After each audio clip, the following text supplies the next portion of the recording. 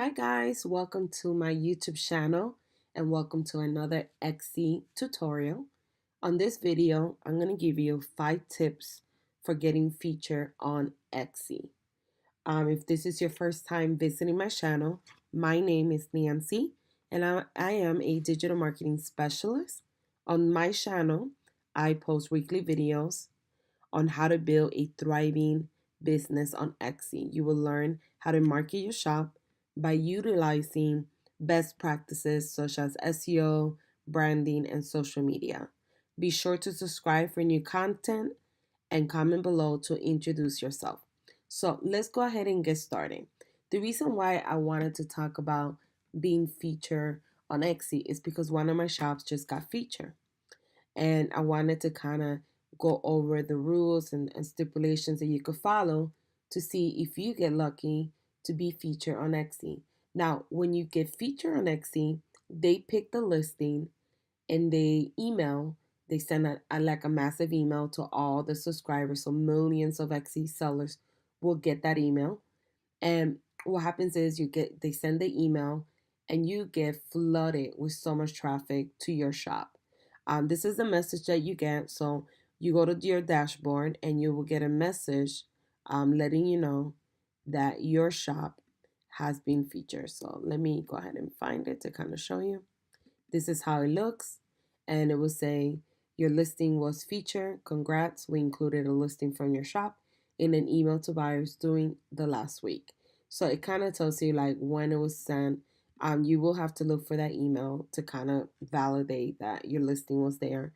And basically what they do is they send that out to millions of people that are subscribed to Etsy. So you get a lot of free traffic. Now, in order to be featured on Etsy, there's no application, there's no form, there's no contact anyone. Basically, they have a team that goes online on Etsy and they look through different categories and different genres and they pick certain accounts. Now, the only way that you could get featured is by meeting their criteria. So, tip number one is making sure that your photo is amazing.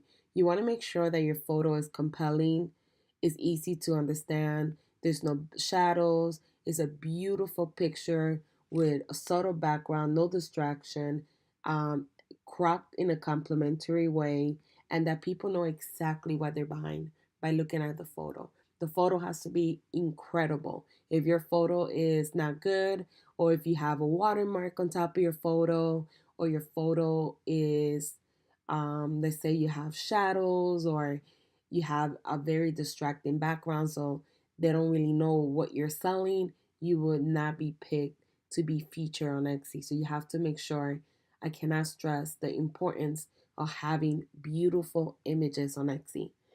Number two, you want to make sure that you tell your story, that you're very transparent with who you are, why you started your passion of opening an Etsy shop, what makes your Etsy shop special, who you are, what you do.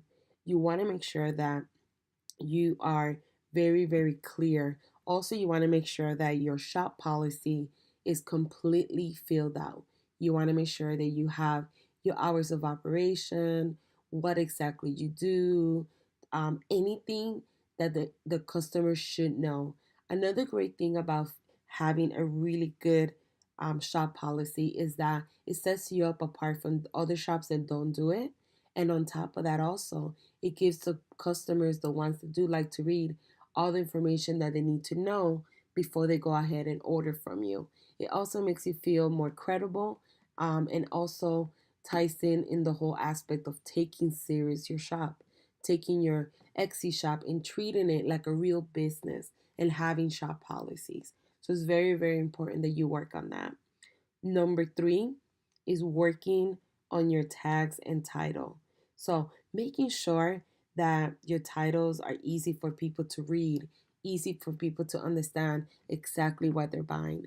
Making sure that your tags are based on what you're selling. So making sure that you're not using the incorrect keywords or that you're using keywords that really don't describe your item. So therefore it could look like you being a little shady or false advertising. So you want to make sure that your title is clear, short, easy to read, and that you're using all 13 tags, and that the tags that you're using describe accurately what you're selling.